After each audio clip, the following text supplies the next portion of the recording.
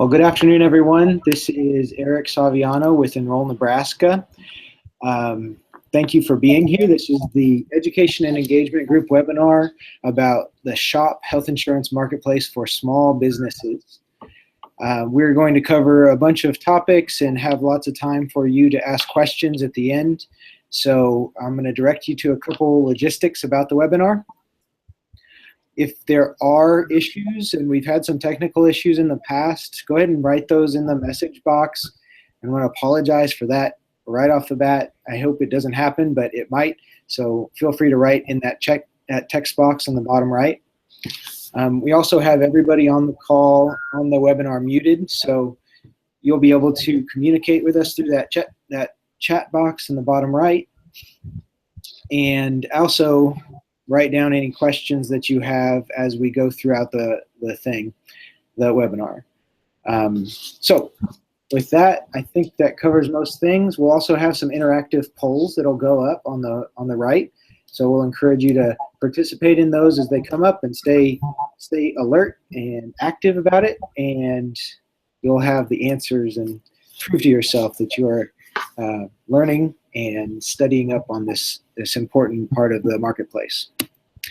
So as I've said, my name is Eric Saviano. I'm the statewide coordinator for Enroll Nebraska. This is a coalition led by Nebraska Appleseed. And so I am part of Nebraska Appleseed. That's why you see that email address ending. That's my phone number. That's my email address. We'll have it up at the end of the broadcast as well. This will also be available for you all by video, by replay on YouTube. So you can share it with friends and watch it on the weekends as much as you want as we keep going forward. So our quick agenda for the day. We're going to talk a little bit about Enroll Nebraska. I know most of the folks who registered know a lot about Enroll Nebraska and are enrollment assisters, but we have some small businesses on the webinar as well. So I'll open it up for everybody. I'll share a little bit about what we do. I'm going to turn it over to our guest presenter and talk about the SHOP marketplace. And then we're going to talk about outreach and resources that you can do to get more folks enrolled in health insurance, which is our ultimate goal. And also end it with questions and answers. As you see up in the top right of the screen, there are webinar materials available, including basically just this slide deck at this point, but anything that comes up we'll also put at enroll-ne.org/EEG for you all as things happen. So with that, I'll jump right into Enroll Nebraska. So we're keeping it light there up on the right. Our ultimate goal with Enroll Nebraska is to get more folks enrolled in health insurance. We engage all kinds of partners to do that, specifically community organizations, enrollment assisters, healthcare providers, and advocacy groups. And that is a still from a video that we made to enroll a bunch of folks in health insurance during the last open enrollment period for healthcare.gov, which was it's ended January 31st this year. The next one's opening up November 1st. So be aware and look out for new videos as that happens. We just recently redid enrollnebraska.org or enroll-ne.org. They take you to the same place. And there's lots of streamlined navigation and places for you to find more information out, including past events like the one you're watching today. Webinars on advocacy and all outreach designed to get more people enrolled in health insurance. So also calendars, places for folks to get enrolled, an assister map. If you have folks, you can direct them to the enrollnebraska.org to find local assistance near them, or also request presentations like the one you're watching today. Social media, we're also very active. We're on Facebook and Twitter.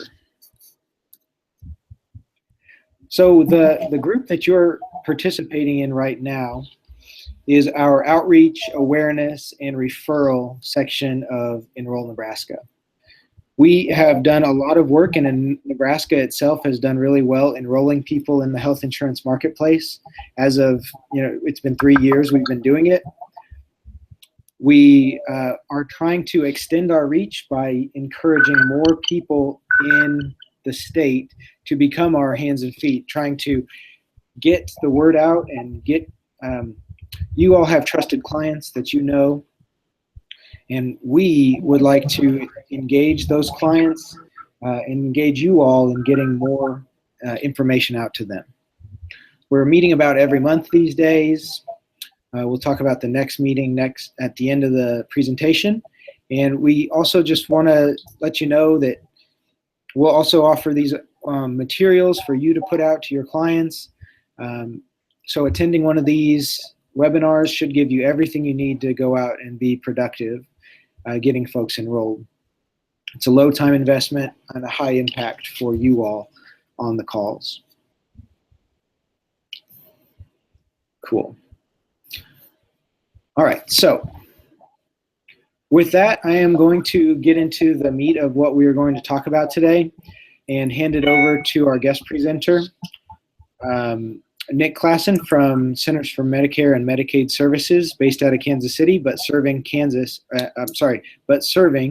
Nebraska. So, Nick, I'm going to hand it over to you. Hello, everyone. Thanks for joining us for an overview of the shop marketplace. Let's see if I can. Yep.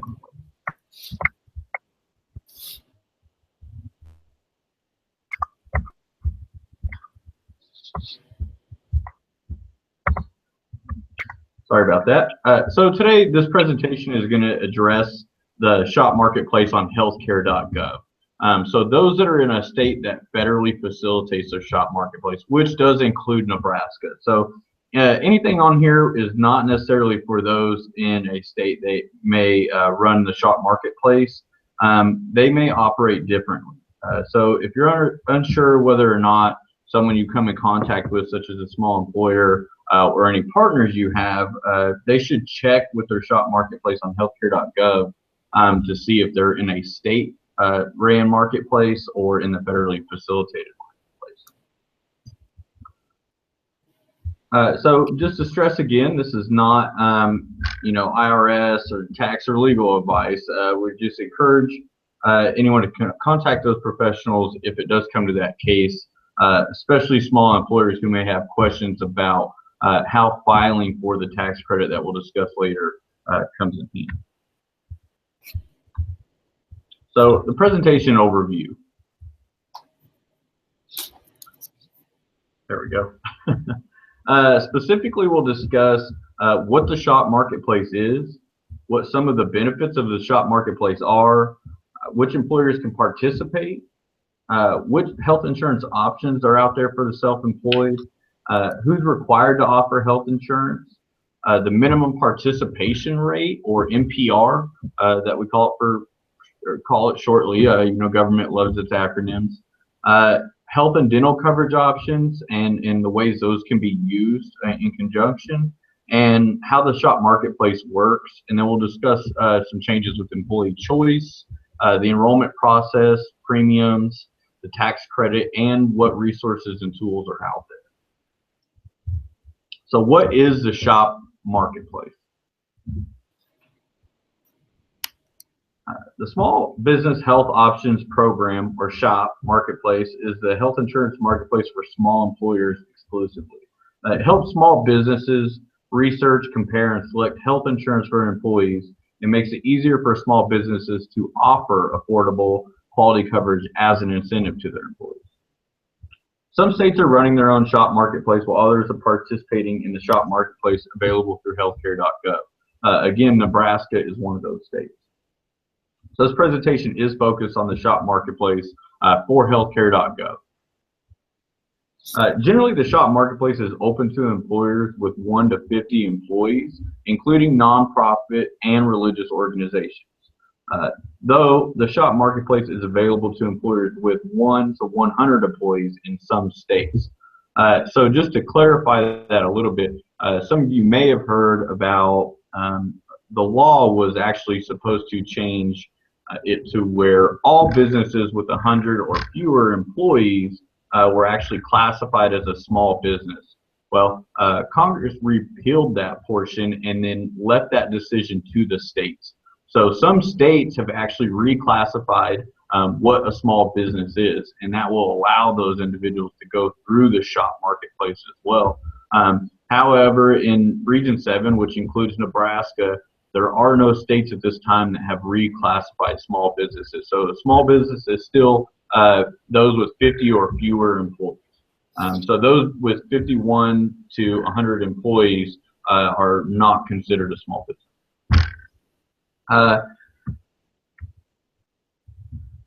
So the benefits of the shop marketplace.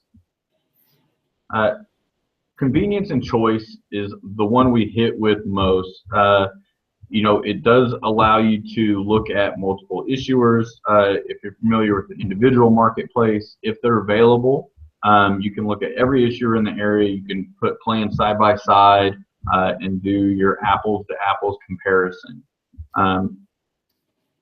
You can offer one or multiple plans, which we'll talk about when we discuss employee choice.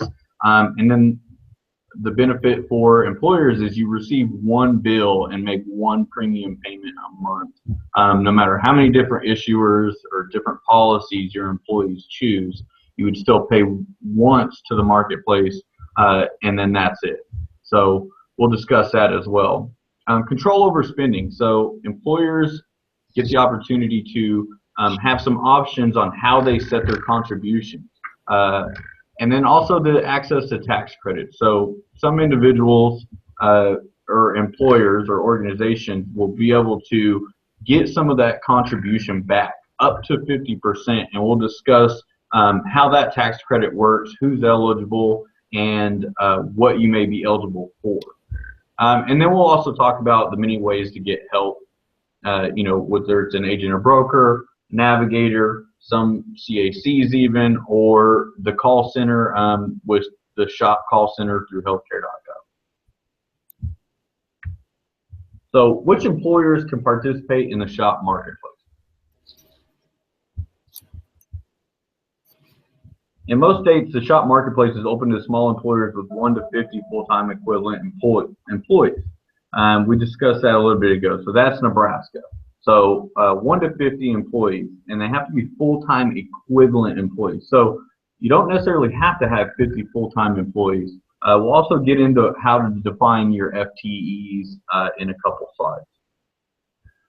So part-time workers whose combined hours total at least 30 hours per week are also included when determining shop marketplace eligibility.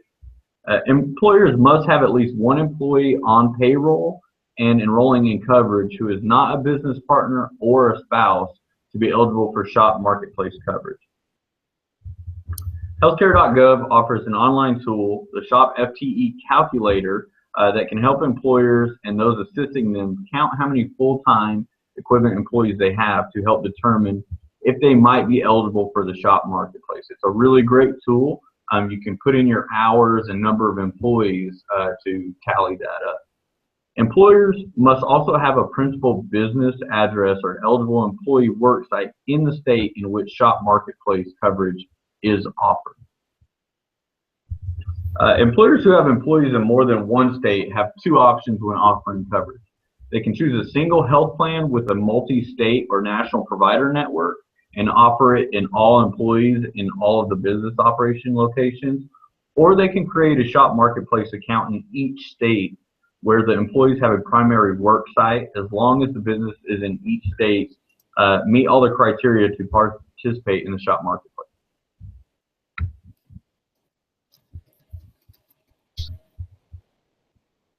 So, options for self-employed. Self-employed individuals, sole proprietors, or shareholders of more than 2% of an S corporation that has no common law employees can't buy insurance through the shop marketplace. But these individuals and their spouses and dependents may qualify to buy insurance through the health insurance marketplace for individuals and families.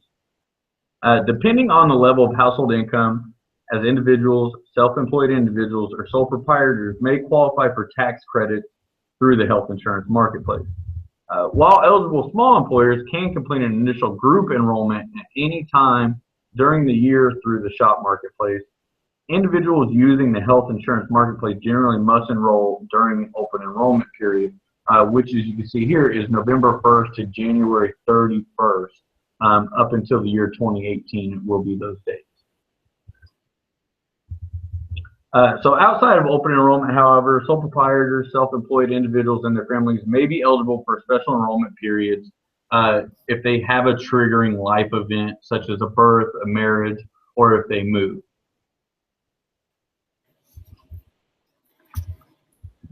So what size employers are required to offer health insurance coverage? So for those who are eligible to enroll in SHOP in Nebraska, they're also not required to offer health insurance. So as you can see, small employers with fewer than 50 full-time or full-time equivalent employees are not required to offer their employees health insurance, and there is no penalty if they choose not to. Employers with 50 or more full-time or full-time equivalent employees are required to offer their employees affordable health insurance. Employers with more than 50 full-time or FTEs are generally considered to be an applicable large employer and may be subject to the employer shared responsibility penalties. We won't cover those in this presentation, but if anybody does have questions about those, you can always feel free to email me. I think Eric shared the email on the slides. And there's always great resources through the Small Business Administration, IRS, and the Small Business Majority as well. Under the Affordable Care Act, health coverage is considered coverage that meets the minimum value standards of the ACA and does not exceed 9.5% of an employee household income. And again, you can find more information on that on irs.gov or Department of Labor. So the SHOP marketplace minimum participation requirement. We discussed this. So technically there's no open enrollment period for the SHOP marketplace. However, there is a minimum participation rate throughout the year if you do want to sign up. So in most states, which including Nebraska, because it is federally facilitated. So 70% of a group's employees offered coverage must accept the offer. And now I did mention there is kind of an open enrollment period where that minimum participation rate does not apply. So between November 15th and December 15th, any organization, no matter how many employees they have that want to sign up, can offer SHOP and enroll their employees during that month time frame. So what's new with the minimum participation rate? In 2015 and 2016, there's differences just in this last year. Last slide. There we go. And so in 2015, employees are not counted towards that 70% if they have another job or if they have Medicare or any of that. They just wouldn't be considered. So for example, you have 10 employees, 3 of them have other insurances. Well, you don't count them when you're looking at the 7 you're offering it to. In 2016, that's not the case. So next slide. So here's an example of that. An employer offers coverage to 10 full-time employees, and 2 have coverage through a spouse's employer, and 1 is covered by Medicare. So 70% of 10 employees is 7 employees. 3 employees have other coverage that counts towards the rate. And so 4 additional employees must accept the employer's offer. So in 2015, you would have had to have all 7 of those individuals pick it. This time you only need 4 additional employees to pick it to meet that 70% participation rate.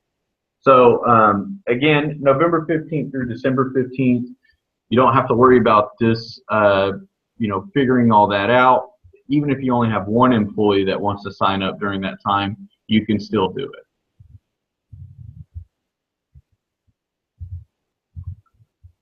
So let's talk about health and dental coverage options in the SHOP marketplace.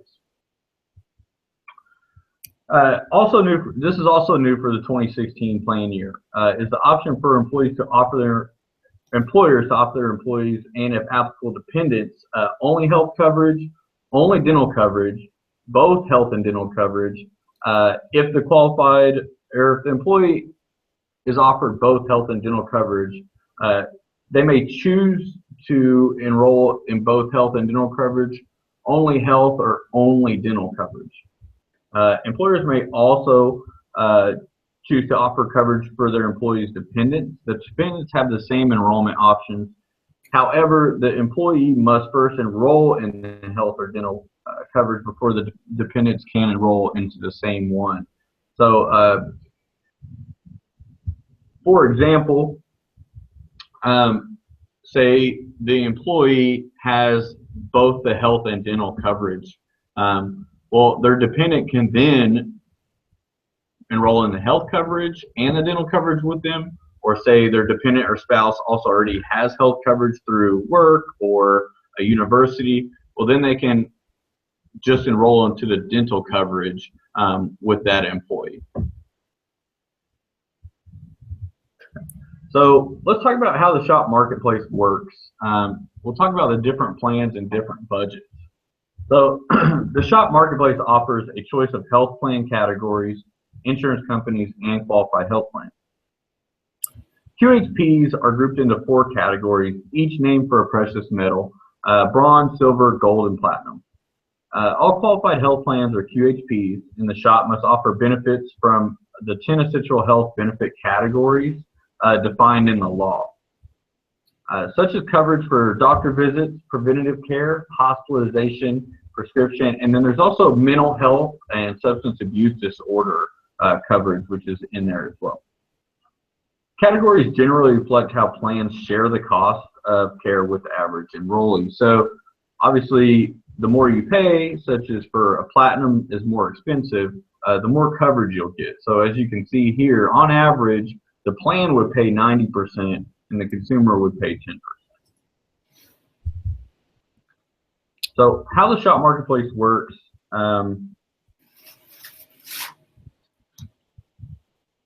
different plans for different budgets, again, kind of continuing on. So the shop marketplace also offers employers a choice of dental plan categories, insurance companies, and qualified dental plans, or QDPs. QDPs are grouped into 2 categories. So instead of metal levels, they just have a high and a low. So similar to how the QHPs are categorized, the high and low dental coverage options generally reflect how the plans will share the cost of dental care with the average enrollee.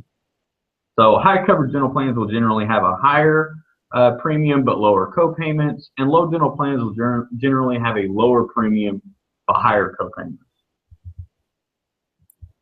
So we'll talk about employee choice now. So offering employers flexibility and control is really what this is all about. When employers offer health and dental coverage through SHOP, they can offer their employees and, if applicable, dependents a single health or dental plan, or they may offer a choice of health or dental plans in one plan category.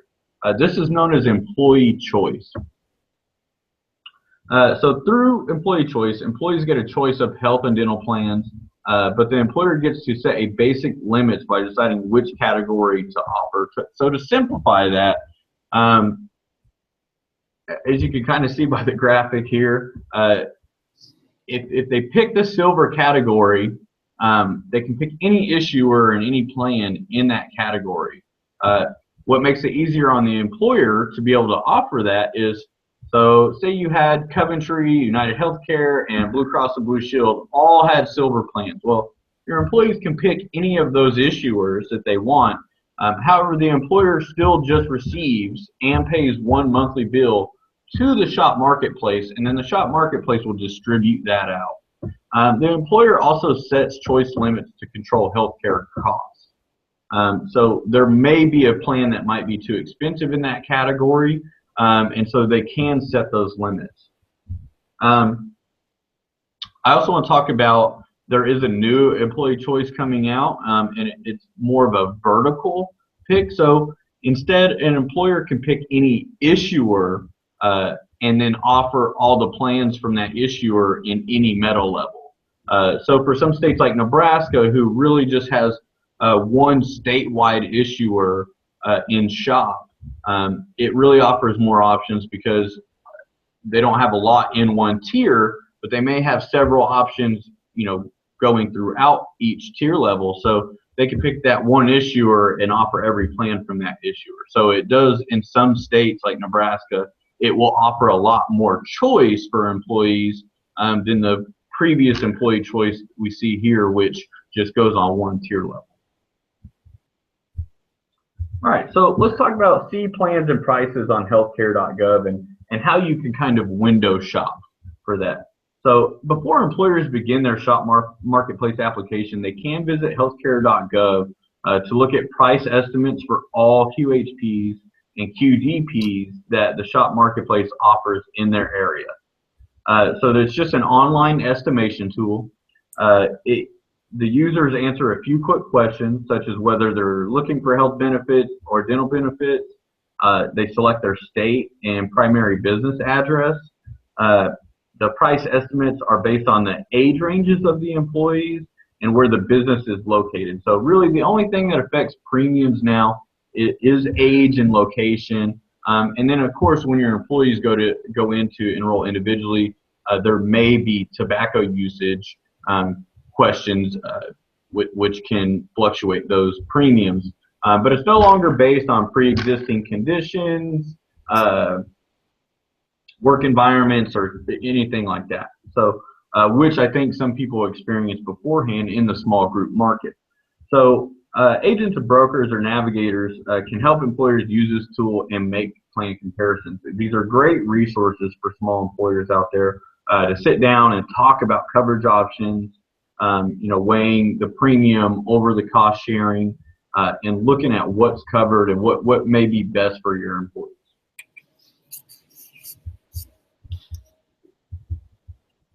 So how to enroll in the shop marketplace for employers. Once an employer decides to enroll their small business in the shop marketplace, there's two enrollment options. So employers may authorize a shop marketplace registered agent or broker to help them with their application and enrollment. So if the employer has already created an account on healthcare.gov, they can authorize the registered agent or broker by logging into the healthcare.gov account and selecting the Get Assistance tab. Search for an agent or broker by their NPN number or location. And then once authorized, the agent or broker can complete the application and enrollment functions on behalf of an employer client, except for making the payments. So if a small employer out there does choose to use an agent or broker, it really takes all the steps away except for making those payments. Once coverage has been offered to employees and if applicable dependents have made their coverage selections and the minimum participation rate has been met, the employer must submit the initial payment in order for the coverage to later go in effect. So we'll talk about the second option now. How to enroll in the shop marketplace on your own without an agent or broker. So to do this, employers should select the small business tab on healthcare.gov and then the green For Employers button. Select their state from the drop-down menu and click Apply Now. They'll create a login and create an account, and they will log in, complete the application. They'll select the coverage, contribution, and then they will also take the step to make the offer to the employee. So it's important to note here, since you do have to make the offer to the employees and you have to get that minimum participation rate, say you want to start coverage in January, you probably want to start this process at least by the beginning of November, because you want to take at least 2 to 3 weeks to offer it to employees, get their feedback, see who wants to participate, what plans they're interested in, and then you want to take another couple weeks to figure out your options, what your contributions want to be at, what plans you want to end up offering, and then enroll or start the enrollment process. You will have to track the employee participation and submit the enrollment, like I said.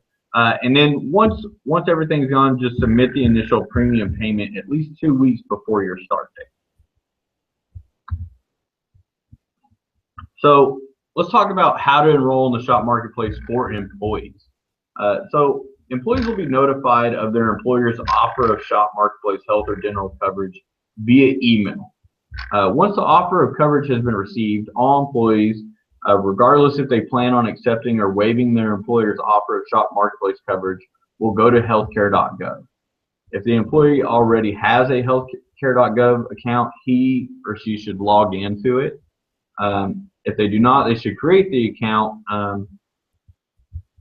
And once logged in, the employees will be asked which marketplace they would like to visit, and they should respond to an offer of SHOP marketplace coverage. The employee should select to visit the employee marketplace.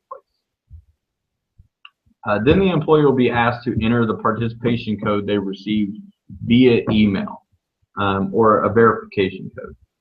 Lastly, the employee will be asked to waive or select a plan and enroll. So even employees who initially said that they would participate are not required to. Maybe the employer ended up offering just a more limited amount of plans, or maybe something changed like a provider network. They do not have to sign up during the initial enrollment period. But they can only enroll due to a life-changing event or a special enrollment period outside of that annual renewal period, which we talked about, which will be November 15th to December 15th. So let's talk about how to pay SHOP marketplace premiums. It's a simplified process for employers. So with employee choice and the ability to select multiple plans, multiple issuers, the SHOP marketplace has really tried to simplify it for employers. So generally, employees will generally pay SHOP marketplace premiums to their employer through a payroll deduction or upfront. And then once the employer receives a monthly bill from the SHOP marketplace, they will pay the SHOP marketplace premiums using one of the following options: online, over the phone, or by mail. And then the SHOP marketplace will disperse employer's premium payment to the insurance company or insurance companies upon receipt. And again, just to note, employers should make the first premium payment by the 15th of the month for coverage to start the first of the following month. So it's a little different than the individual marketplace. In the individual marketplace, most people have up until their coverage begins, or even some get a grace period of 7 days after their coverage begins to make that payment. Not the case for small businesses. Employers must make that first premium payment by the 15th prior to the start of the following month of coverage.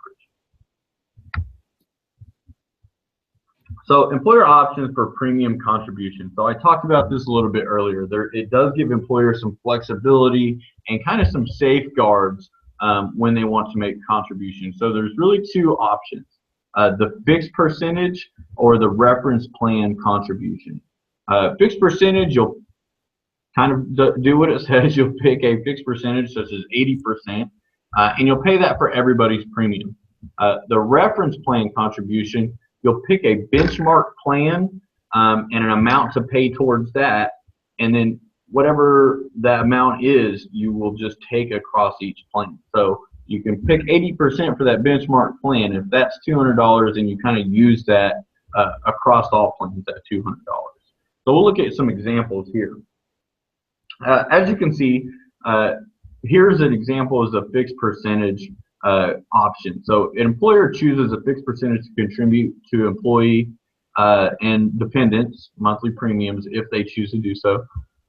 So here's an example of Jane. She's 25. Her plan premium is $200. John is 60, and his premium is $300. So the fixed percentage that the employer has chosen is 80%. So that employer will pay $160 towards Jane's premium and $240 towards John's plan premium. Again, So you're giving a little more to your older employees as a contribution. So that's one thing as an employer they'll have to take into account. What are my employees' ages? What are their premiums? And then you have to figure that up independently. Now, if you go with the next option, in the next example we see here, if you pick the reference plan contribution, so reference plan is $100, you want to contribute 50%, your contribution is $50. And so you would take that $50 and apply that to all the other plans that your employees pick. So we'll go to the next slide here and we'll see a better example of that. So reference plan contribution here on the bottom, as we can see. So the employer chooses Plan B as the reference plan. The employer contribution is a constant across all plans.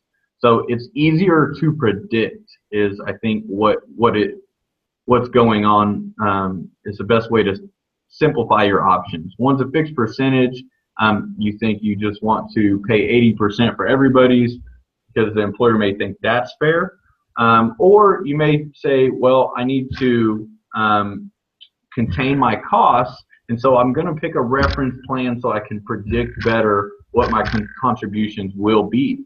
So you can see here, Plan B is $250, and you contribute 80%, which would be $200. That $200 will go over to Plan A and pay for all of it, or it'll go up to Plan C and it will cover, still pretty close to 80%. It'll cover $200 of the $275 for Jane. Now John Doe, for his Plan B, it's $350, and your contribution is $280 to that Plan B, that benchmark plan for him. So if he goes down to Plan A, you're still contributing $280, and it's very cheap for him. If he goes up to Plan C, you're still only contributing $280, and he's paying a lot more out of pocket. So again, it varies a lot based on age.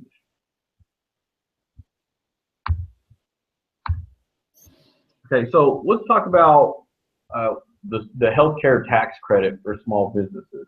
You may have heard of the advanced premium tax credit for individuals, which is based off household size and income.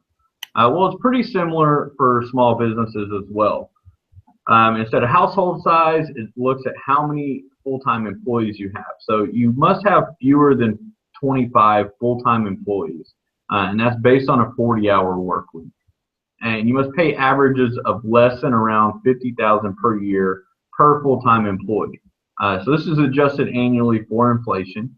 But also on top of that, you must contribute at least 50% toward employee-only premium costs. So if you offer it to dependents, you don't have to worry about that or take that into account. But you do have to contribute at least 50% towards the employee's costs. And then you must file for the tax credit with the IRS. And of course, you have to enroll through the stock marketplace to be eligible for this tax credit. So I want to make one little note on this next slide here.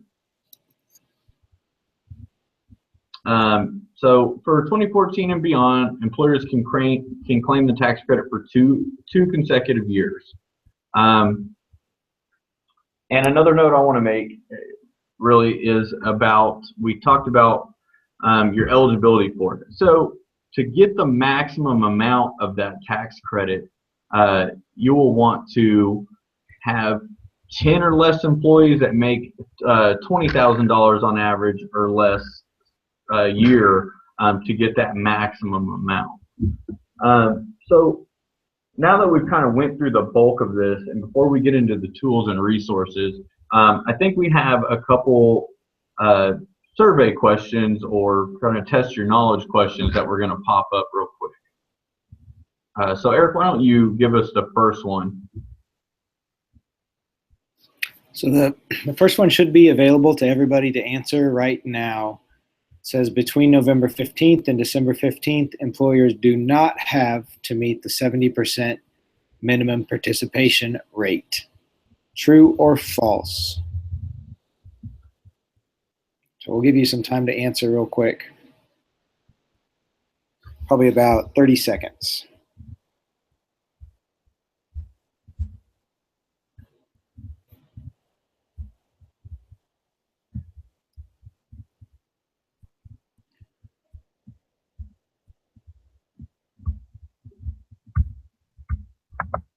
All right.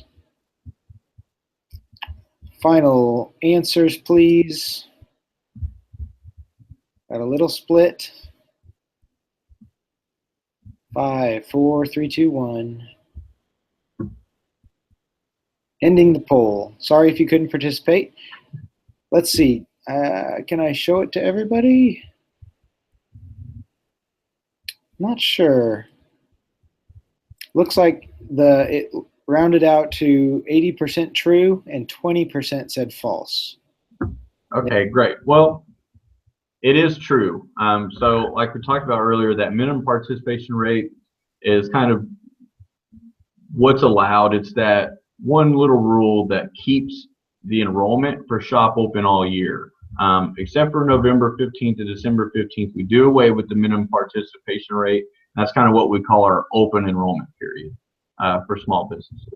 So for those who said true, that is correct. So the next one, I believe, is going to go over the tax credit. Can you show that one to everybody, Eric? Yeah. This one has lots more words.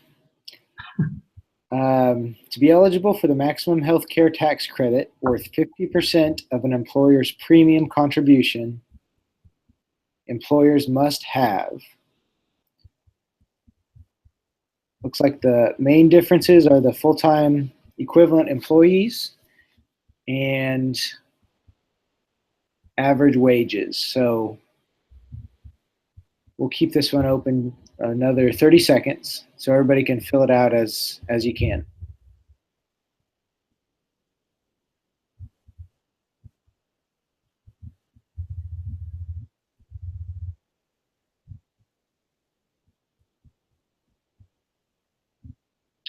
This one will be, I'll show it to you at the end of the poll. We got one answer in at least.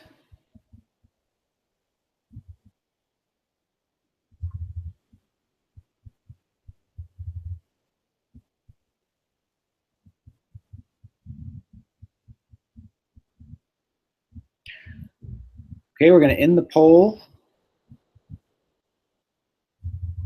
Take another 5, 10 seconds. 10, 9.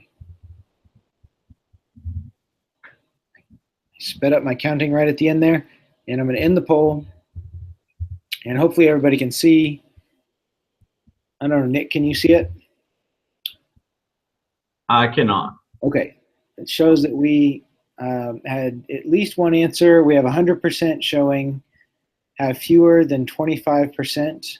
Or I'm sorry, fewer than 25 and around 50,000 per year full-time employees. So yeah, right. So that can be a little confusing. So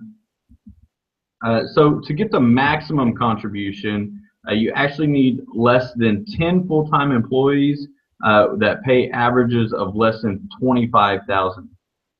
So to qualify for the tax credit at all, it would be less than 25 full-time employees with wages of less than around $50,000 annually.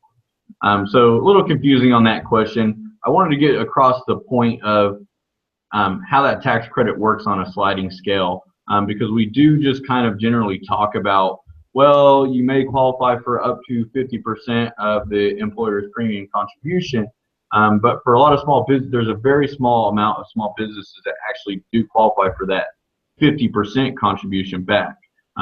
That percentage goes down as the wages go up and as the amount of employees go up. So to where the cutoff is, the maximum amount of contribution you would receive back is at 10 or fewer employees that make $25,000 or less a year. But still a good job.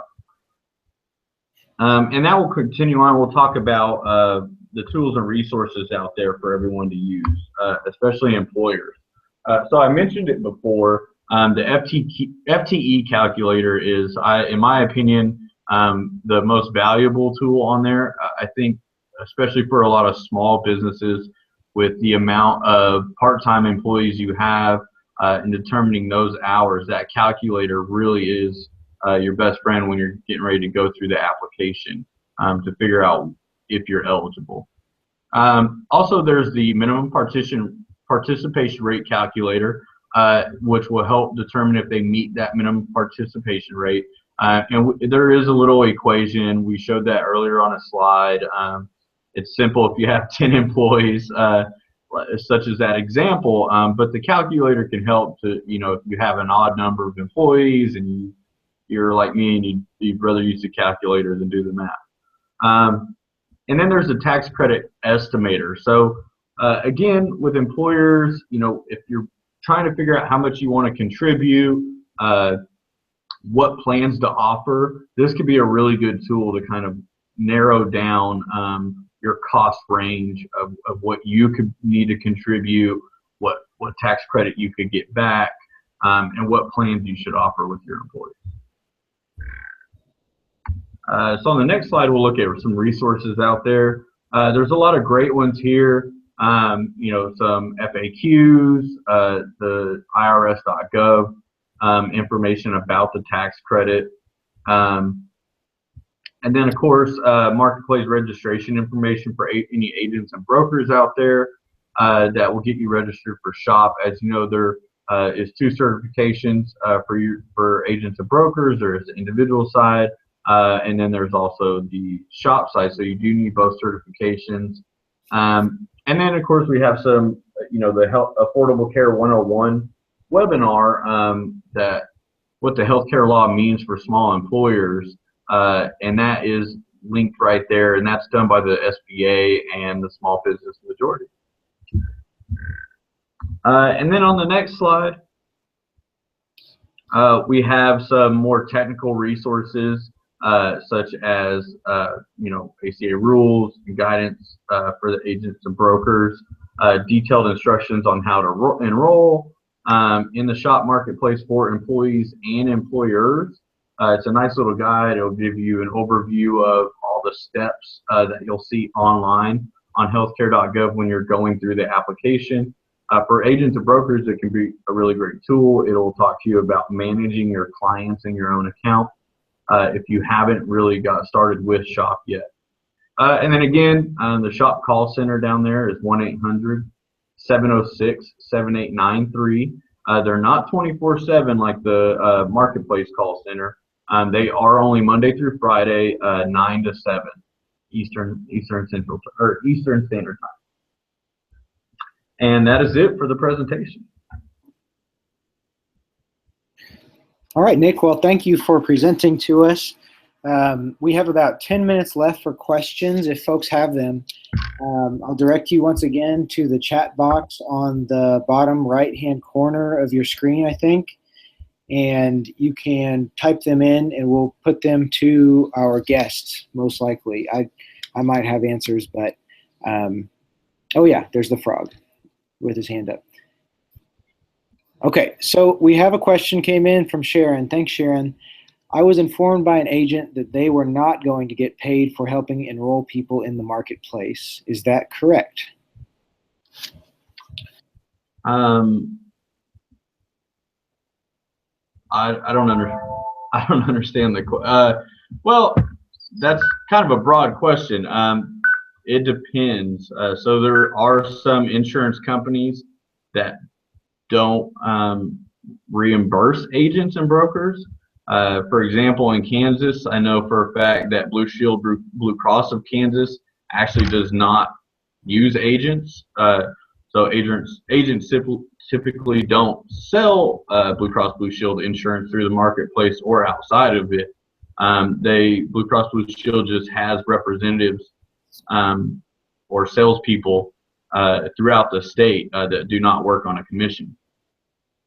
So they do not utilize agents and brokers. And then there are some insurance companies who do utilize agents and brokers and do pay them commissions, but they are no longer paying them commissions on special enrollment periods. Just because there's been such a high number of special enrollment periods, and we are implementing some processes to try and alleviate any fraud with that. But in the meantime, the insurance companies have ceased payment on special enrollment periods, or at least for certain types, such as moving or getting married.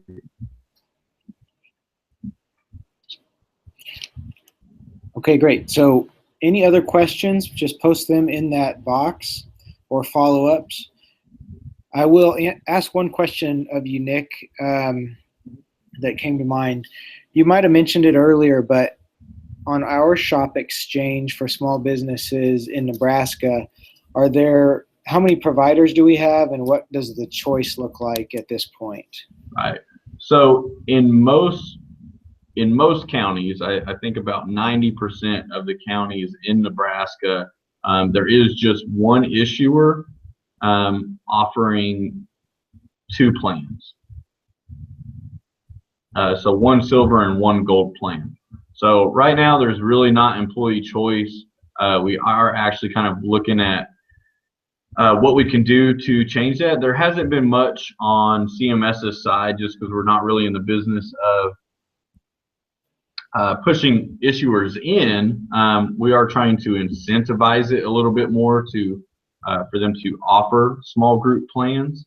But it's just kind of taken back burner, I believe, to the individual marketplace, because most small businesses choose to just kind of forego the hassle of figuring out contributions, figuring out how to offer the plans to their employees, and it may be even more affordable for the employees to go through the individual marketplace and for the employer.